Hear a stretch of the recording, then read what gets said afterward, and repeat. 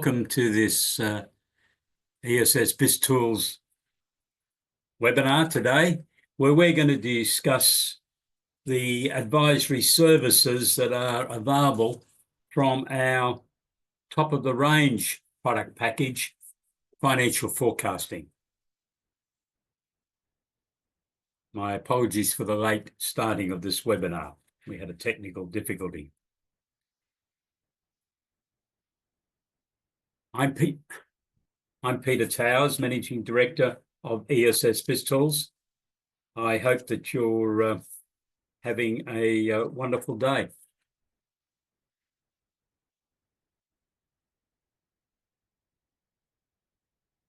Delivery of advisory services is gold. It's gold for your SME clients. It's gold for your accounting team, who are also very much part of this overall picture, aren't they? You've got the clients, you've got your team, who are looking for interesting and challenging work. And SMEs need financial commercial advisory services delivered by accountants to help them grow their businesses. I think it's all part of you having a roadmap of services you could supply to your clients. SMEs need assistance. And it's one of the most rewarding activities, I believe, that accountants can deliver to help a client grow their business, to set business plans, budgets, cash flow forecasts as targets.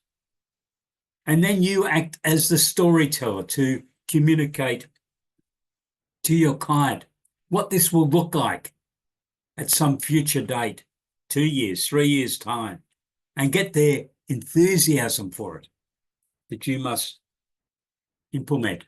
So it's important that you are just not a recorder of information. You must be able to be at the forefront as a leader to assist your SME clients to survive the difficult conditions which we currently have and show every indication of continuing. High interest rates, high inflation, business uncertainty. Just look at the recent federal government. How much was in it for SMEs? We produced a special edition of Business Plus, the newsletter we write for our SME clients to communicate with, our subscribers, accountants, to communicate with their SMEs, to inform them of some of the services. So for the last 16 years, we've been writing a summary of the federal budget. This one had the least amount of information relative to SMEs that I've ever encountered. Does that mean this government is not interested in SMEs? Are they trying to push the SMEs all into a unionised type workforce? I think it's highlighting some of the business uncertainty that is confronting our SME clients who don't need a historian. They need a storyteller. They need a leader who can guide them on the commercial realities. And let's go through what we've embedded as the system for SMEs. It's the best system that we can develop at this stage. The 52-week business enhancement system is very important.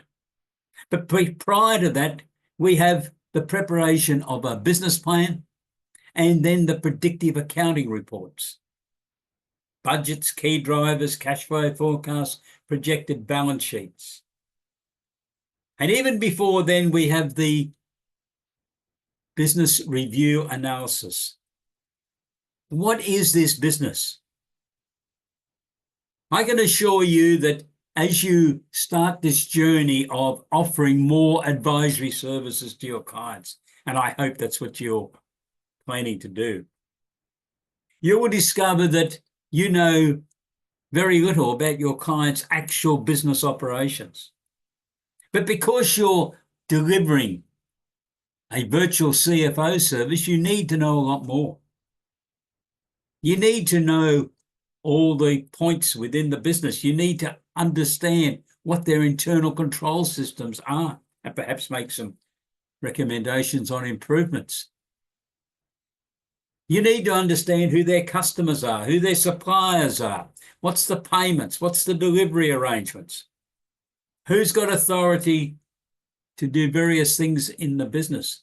Because when you're been performing the role primarily of the preparation of an annual set of accounts and an income tax return, you don't delve into those types of situations. But you will if you're delivering this wider range of professional services for your clients.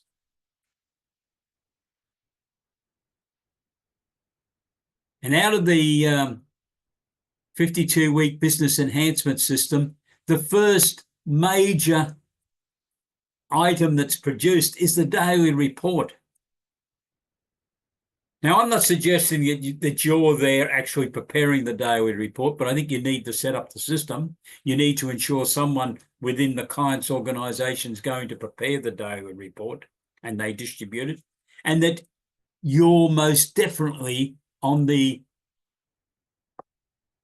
delivery list for those reports. One of your team should review it, and if there appears to be errors, immediately there should be contact made back to the client's organisation. Where did you get that information from? So what do you include in the daily report? Well, that's up to your client. But what most businesses do is record what happened yesterday. Were there any problems yesterday? Because the daily report is going to the leadership team. What problems were there yesterday? Have they been solved? Who's going to look at it?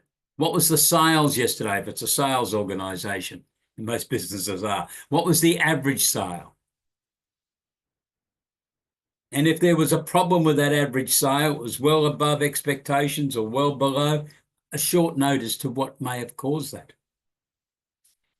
What was the gross profit percentage, if that's appropriate? What was the yield percentage, if that's appropriate, depending on what type of business activity your client's involved in? What's the bank balance? What's the debtors amount owing? What critical payments to be made this week? Because what you're sending the message to the leadership team is, we haven't got enough money in the bank to pay those bills that are due this week. So if you were given a list of debtors for you to follow up at the previous meeting and you haven't quite done it yet, well, you better get your act together and make those phone calls and go and get that money, because there's some big payments to be made. That's the daily report, which is an important communication tool. And then we come to what I believe is the most important document that gets produced 52 times of the year for a business that operates all of the year. And that's the weekly performance and profitability estimates. Now, we use the word estimates because there is some estimates or guesswork in determining a weekly profitability report, but based on the budget and what expenditure has been committed for a particular week, maybe there'd been a big promotion this week. So if the sales, instead of normally being $20,000 a week, are now going to be hopefully $50,000 for the week, those extra expenses in marketing and promotional should be reflected as the part of the cost factor for that week. Why are we doing the weekly performance reports and profitability reports? Most SMEs don't do them. I've had people say that to me. And I said, unfortunately, a lot of SMEs go broke. And currently we've got the highest rate of business failure that SMEs have had for many years. So I think we need to be tightening up on the services that we can offer, making sure your clients realise you can help them on this and delivering excellence in these types of services. The whole idea of the weekly performance report is to find out if there were any problems and then to fix them, bring them to the attention of the leadership team. And they will organise a review to see what went wrong. This is what the big end of town do. Woolworths, Coles, IGA analyse their stores every week. So a couple of days after the end of the week, if it's a Sunday night, by Tuesday, the overall general manager of that store has got the results. He can sit down with the individual department managers. There might be 40, 50 of those people, and analyse their performance. Compare that to one of your clients that might be operating a butcher shop or a delicatessen or a bakery within the same shopping complex, maybe only 20 to 30 metres from a Woolworths or Coles or IGA store. What information do they get on Tuesday morning, Tuesday afternoon each week as to how they performed last week? And I'm not talking just the cash register takings, because there's a lot more to it than that. But what do they get? The big end of town believes this is so important that they do it all the time. For a part of my career, I was the chief financial officer and company secretary of a listed public company. We were involved in the meat industry. We ran major meatworks in 3 eastern states. We operated retail butcher shops, small goods factories. And for every one of those, each week we had a weekly performance report prepared, which was then reviewed by the area manager for where that particular business was located. But by Wednesday lunchtime, my team in head office had assembled all the results for around Australia. And I used to sit down and have a sandwich with the CEO. And his first question was, Pete, give me the ones that haven't met our targets. And there might have been 6, 7, 8 of those out of the 400 to 500 businesses that we were running at any one time. And he would go through them and ring the area manager. And his question to the area manager, have you found out what the problem was? Because the area managers had all this information 24 hours before the CEO was seen.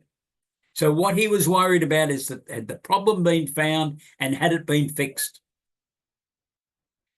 For argument's sake, if the expectation was a gross profit of 38% and only 23% had been achieved, there had to have been something abnormal occurred. What was it? Because unfortunately, what happens in many of our SME clients, they do not do this type of analysis because they need an accountant. As far as I'm concerned, they do, to undertake that type of analysis. Larger companies do. It was an accounting department role to supervise the performance reports each week and then submit them to the area manager and ultimately to the CEO. So what went wrong?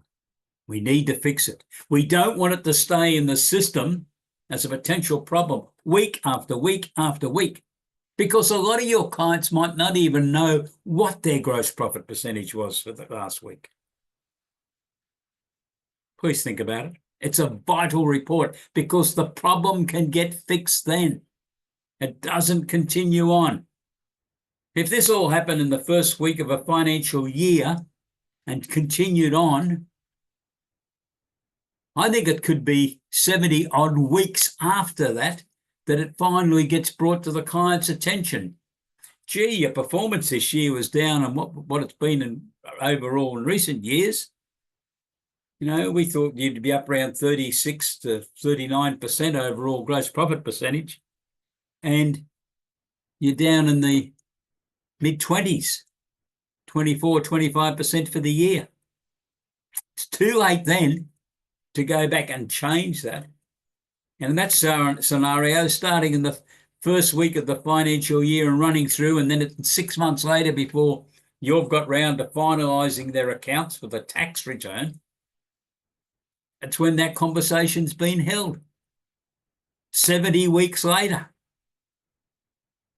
So please think about it. It's very important.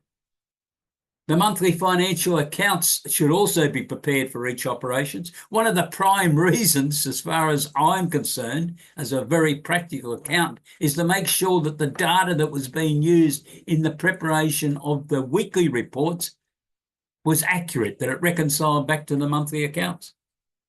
In fact, my CEO, as we walked into our public company board of directors meeting each month, would just say to me, "And you did confirm the monthlies with the weeklies, did you, Peter?"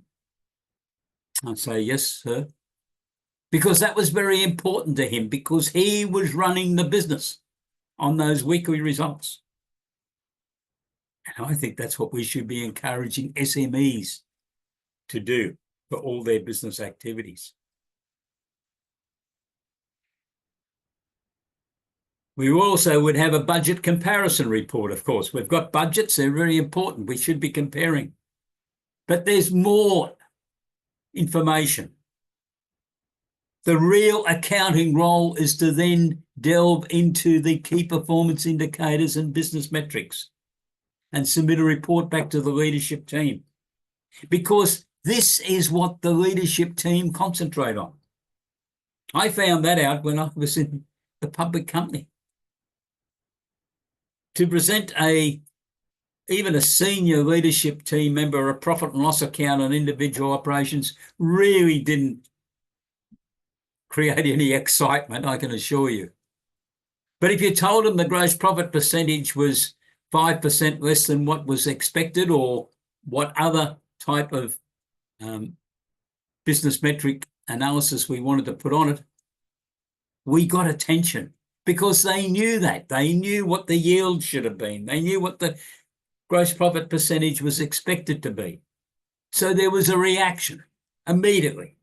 Give them a printout of a profit and loss account, not so much enthusiasm. First thing they just look at is the bottom line. Well, the bottom line is not always the overall answer. And out of that, I think you should then be preparing a monthly financial report for the leadership team, which would then roll through to the board of directors. And if your client's got them a board of advice, which is very important, and we're presenting a separate webinar on corporate governance issues in the near future. But let's look at some of the allied services, because what I've summarised for you now is the pure accounting role.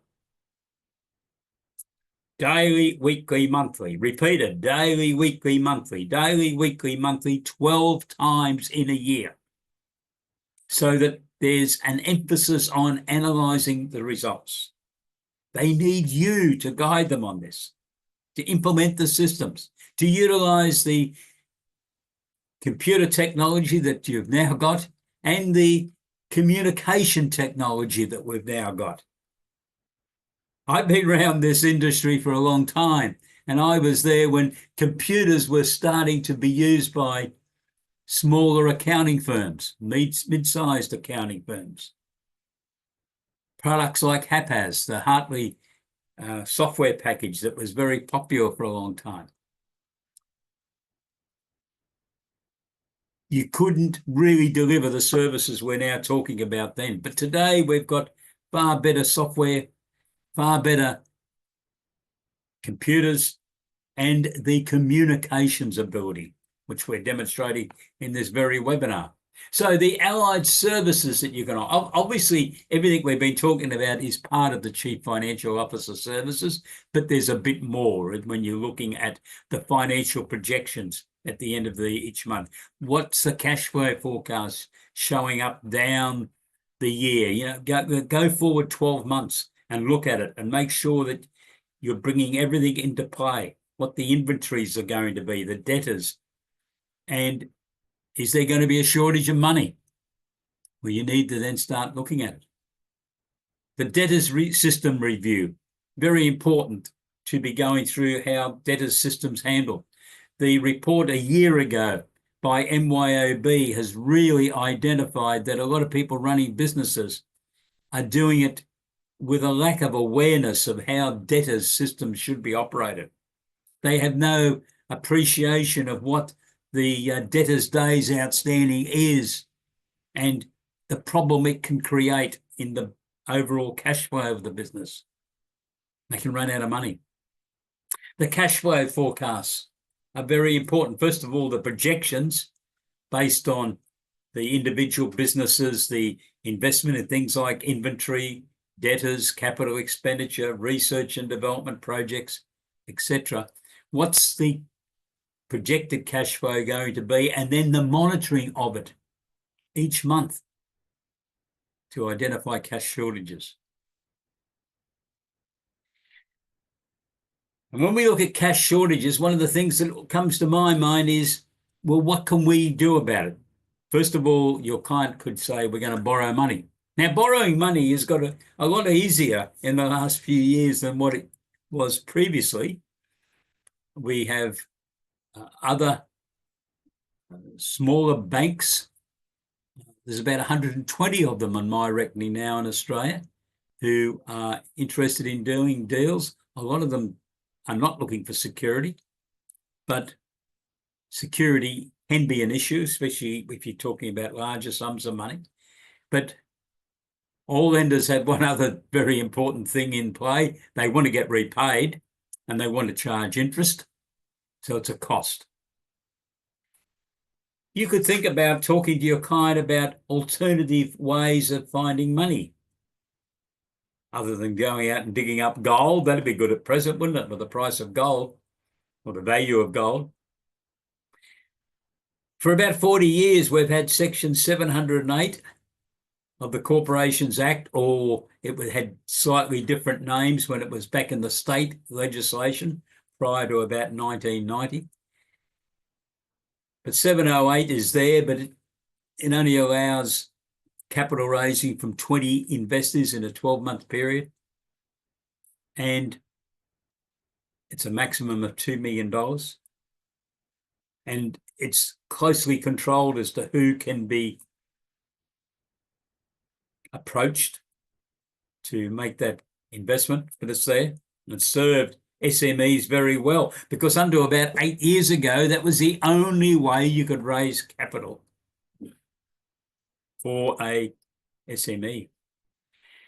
Early stage innovation company. Everyone should be very familiar with this. This is the legislation that is targeted at young, innovative companies that's got a real carrot attached to it. Now, the carrot is initially for the investors, because investors get a special reward from the Australian government. The only one that I know of, 20% of their investment up to legislated levels is rebated to them in tax credits that can roll forward for a number of years if that's what it has to be.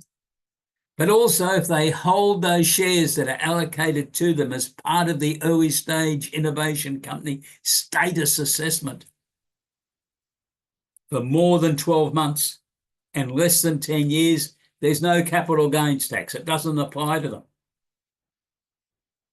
So for this reason, there are informed investors out there who are keeping an eye open for companies which appear as if they could be outstanding candidates for the status of being an early stage innovation company. ESS BIZTOOLS has a full product package as part of this overall package that you can utilize to inform yourself, first of all, and make sure your team understand how this capital raising opportunity works, and then for you to deliver those services to a client. Crowdsourced funding equity raising was the stablemate of early stage innovation company 8 years ago when it was introduced by a ex-Prime Minister who's getting his name in the news media a bit lately, I see, Malcolm Turnbull. And Mr. Turnbull's got some comments to make about some of the pronouncements coming out of America at present.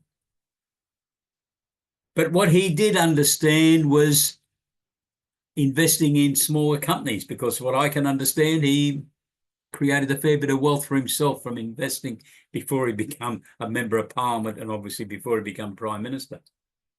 So he was keen to try to encourage investors to look seriously at younger companies, not necessarily young executives, I might add, but younger companies who had a good idea or had started the process so that they could be made attractive to investors. And the way to make things attractive to investors, the government decided, was giving them a tax rebate of their tax bill based on their investment in the company and giving them a exemption from capital gains tax when they sold those shares, as long as they held on to them for 12 months. So are you looking at that? So that's a great way. And the final way is raising capital by venture capital. Now, your client will have to be very well organized to do this, and probably larger than what some of the companies you might be dealing with, but there is an opportunity. There are people out there who are interested in investing a sum of money which might aggregate $2 or $3 million, and they will be sophisticated investors. So a lot of the rules that apply to retail investors don't apply to them. So they can look at investing in your clients. Are you familiar with all these capital raising opportunities? Because with all the challenges confronting businesses today, raising some capital may well be the way to go. We have charge out rate calculators. Every accountancy business in Australia, I think, has got tradie clients. They've got professional service firms as clients, engineers, architects, solicitors, chiropractors, medical practitioners, and so on, including accounting firms. In fact, my recommendation, if you've never used the professional service firm charge out rate calculator, is you use it on your own firm first. Run it through. See how it will produce the results for you very quickly. And then you can say to your clients, well, we've implemented this within our own firm as well. And then the retail stock and pricing markups. If you've ever advised a retail or wholesale client, you know they've got a lot of problems because they've got all these various lines of stock and they've got various markups and there's different quantities. And there's within the industry a general classification type thing. We've got stars, that's high volume and high markups. Then we've got cash cows, that's high volume but very low markups. Things that most retailers have probably got to have, like the newspapers, bread, milk, but they should hide it around their stores so that when people go to get those things, there might be a star item sitting alongside it. Then they got the problem stocks, last year's fashions. All the ladies were wearing yellow last year, and this year they're wearing red. Very difficult to sell those yellow garments. What do you do with them? And then you've got the real disasters, the ones that no one owns up to ever having purchased. A lot of those disasters I found can come about through automatic reorders on stock levels in computer systems. Just make sure your clients are aware of that, because I've seen some very awkward situations, which might turn out to have been a bit hilarious later on when they all had a drink and calmed down a bit, but where a whole package of goods turns up again, where a business has fought for 2 or 3 years, which is what the case I'm referring to get rid of that particular line of stock, even went out and had a few drinks on the night they finally sold the last of what were huge vases. This was a jewelry business, and their customers weren't interested. They discounted them, they'd done everything, and they finally got rid of that last vase.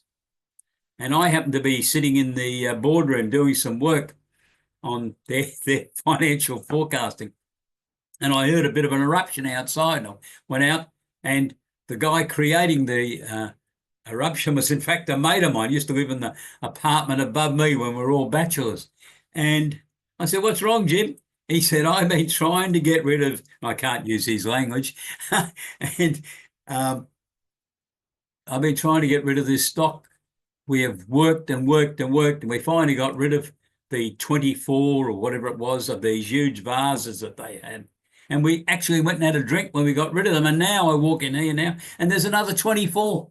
So what had happened is the computer got down to the minimum stock level and just placed another order.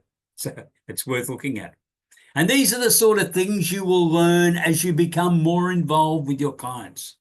You probably would never have heard that story if you were just continuing to produce the annual set of accounts and a tax return. Research and development. How many of your clients are undertaking research and development? I have accountants that say to me, "Oh, no, we're not interested in research and development. We've got to be a an engineer or a scientist to be involved in that. I say that's not right. If you want to line it up with other professionals, I think your role is more akin to being an internal auditor, because you're not doing the research activities. Your client is, or the professional people that they appoint to help them in that research. Your role is to make sure that the client understands the paper trail that has to be kept on research and development. And within ESS BizTools, we've got a complete package that summarises that. We have 46 separate forms. Now, you won't need 46 forms on one client. At least I don't think you will.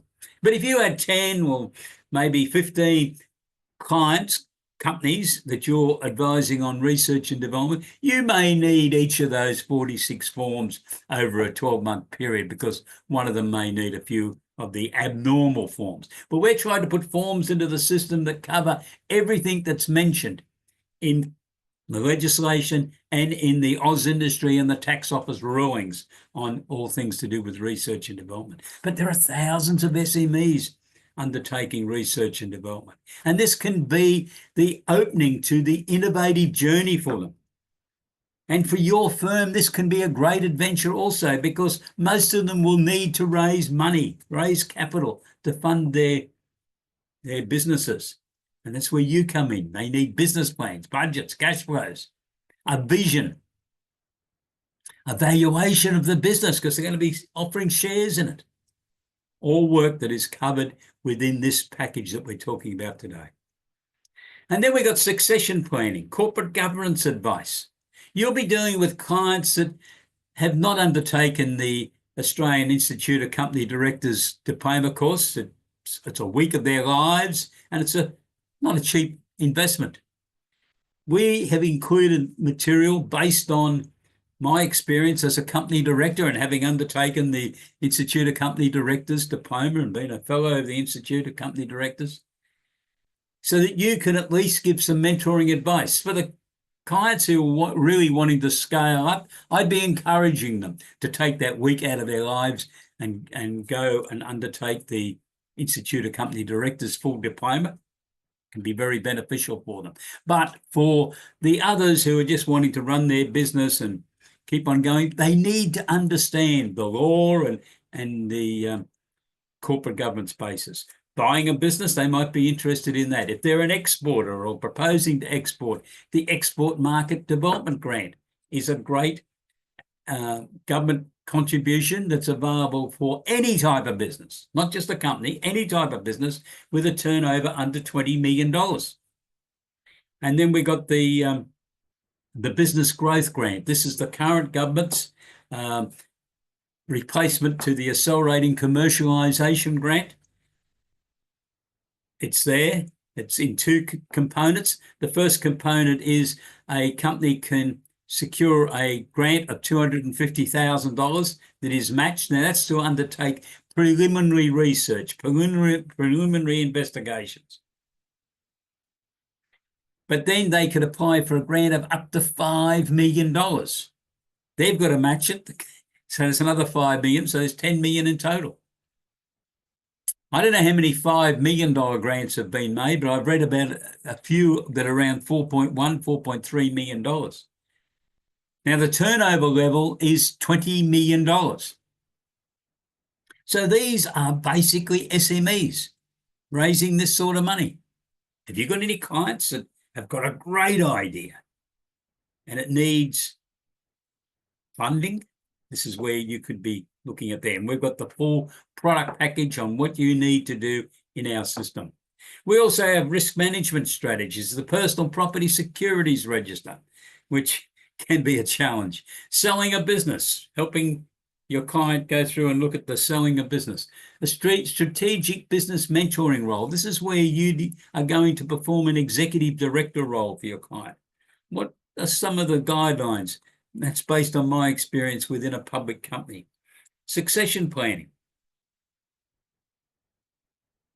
So goal for your team will be that they'll be undertaking interesting and challenging work in everything they do. The team members have been introduced to advisory work.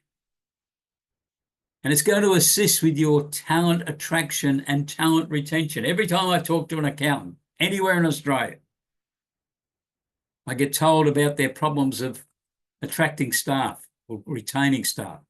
I have people actually ring me and say, Peter, you talk to a lot of accountants. Do you think you can find us some new staff? I say, no, I'm really not in that business. There are people that do that. But I understand your problem. I think one of the things you should be seriously looking at is what's causing the problem. The younger graduates are not that interested in sitting there ploughing through tax returns after tax returns. They need some variety. Last year, we had a couple of webinars with Andrew Geddes, one of the joint founders of the Financial Management Research Centre at the University of New England 40 years ago. And of recent times was chair for 10 years of Green Cross Limited, a top 200 ASX company in the veterinary industry and the pet food supply industry. And Andrew indicated that he thinks the problem is that younger graduates have just been employed and they sat at the desk and they sit there and do tax returns all day. His challenge to accountants was to take them out on interviews with clients. Have them in the room like banks used to do. When I was a younger accountant, you'd go to see a bank manager for a client. There'd always be a younger banker sitting in the room. What were they doing? Taking the minutes, taking the notes, noting what had the manager had committed to doing or sending or whatever. But it was also a vital part of their team training. They were learning how their manager communicated with the SME clients, how they related to people like me, the accountant sitting there advising the client. They learnt their trade as future bank managers. And over the years, I worked and had contact with a number of those people, both men and ladies, who went to very senior positions in their banks, one in particular to a state manager role in a major bank. And that's where I first encountered them. They were sitting there taking the notes.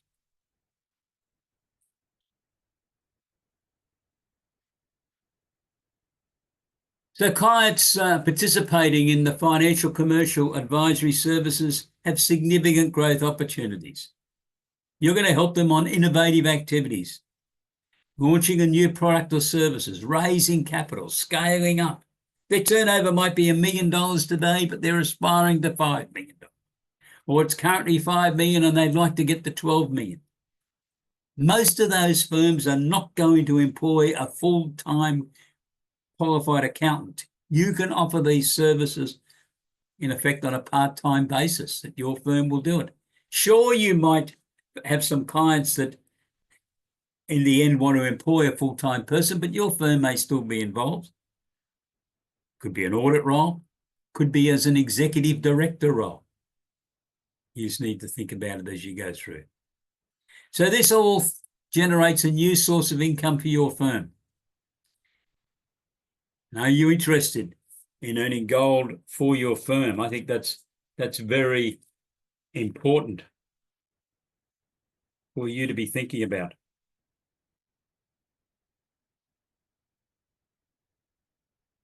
If you're interested, please contact us. Peter at ESSBIZTOOLS.com.au. I just want to share with you some recent developments that I didn't have time to put into the PowerPoint slides for this presentation today. My apologies. But last week I attended 2 days of webinars on AI because I thought I'd better become familiar with AI, and we're introducing some components of AI within ESS BIZTOOLS.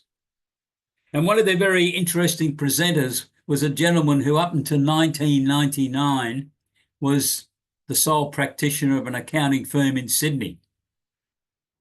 And he was working very long hours, he explained in his presentation. And he wasn't happy.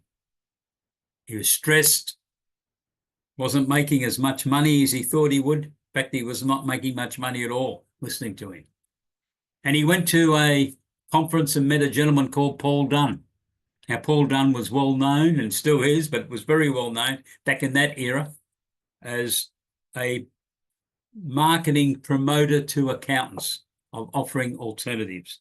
So that gentleman I'm talking about, his name's Mark Wickerson, fellow of the Institute of Chartered Accountants. He then became an enthusiast of value pricing, and he now runs an organisation based in London, which is the Value Pricing Academy. And he's a senior consultant to ChatGPT. So this is an AI conference. The gentleman is very familiar with AI. So this is an Australian accountant that's looked at the world scene, and then he made this comment in his presentation. Compliance work as we know it today will disappear before the end of this decade, or perhaps even earlier, he commented as he finished that particular comment. I'll repeat it. Compliance work as we know it today will disappear before the end of this decade, or perhaps even earlier. Well, this decade's only got 5 years to run, and it could be earlier. What are you going to do about it in your firm? And then we have the comments of the then tax commissioner, now retired tax commissioner, Chris Jordan, a former partner of KPMG. So he is a practicing accountant. He joined the tax office, I understand, 10 or 12 years ago. At the Xerocom 2022 conference in Sydney, that I wasn't at, but one of my affiliates was, and she told me you could hear a pin drop in that vast exhibition centre at Darling Harbour as he spoke. If your business model is high volume, low margin, and focus on simple tax returns, it will not be viable in 3 to 5 years' time. He then said, diversify your offerings and focus on becoming brilliant and trusted advisors. Now, if you look at Chris Jordan's timeline then of 3 to 5 years, well, 2.5 years have elapsed. So we're now looking at 6 months to 2.5 years on his timing. You put both of those comments together, what Chris Jordan, the former tax commissioner, had to say, and what Mark Wickerson, the Sydney sole practitioner who believed he was running into a brick wall with problems in 1999 and then saw the light and has now become an international expert on value pricing and on the use of artificial intelligence. What decisions are you going to make for your accounting firm? I honestly believe that at ESS BizTools, we've developed a range of practical tools for you to utilize. We continue to observe what is happening in the accounting, bookkeeping worlds, and as required, start producing additional information systems. That's why my interest in spending 2 days attending webinars, which were very well presented on AI, was so important. And that was at the AI Automation in Accounting webinars. If you would like to find out more information, and I hope you do, please go to our website, www.essbiztools.com.au, and you can view everything. If you're interested in looking at the subscription levels, just go to packages and pricing and then click onto the financial forecasting package and you'll have the details there. If you would like to talk to me and have a one-on-one meeting with your team and you, I'm happy to do that. 40 minutes. We'll have a discussion about what is your firm, what's your team, how many partners, clients, what sort of industries are you experts in, what services do you like delivering? And I will give you my advice as to what I think you should be doing. And I will honestly indicate to you whether ESS BizTools has got resources that would be beneficial to you. Incidentally, the vast majority of our tools can be used by you to generate revenue from your clients within 1 to 2 weeks. The vast majority. Some of the others will take you a bit more reading and thinking, but what we have done is package the support material. You all already know a lot of the information that's within our packages, just that we're giving you the resources to use to enable you to confidently deliver services to your clients. If you have any questions about any comments I've made in this webinar, please contact me, peter@essbiztools.com.au. Have a great day. Goodbye.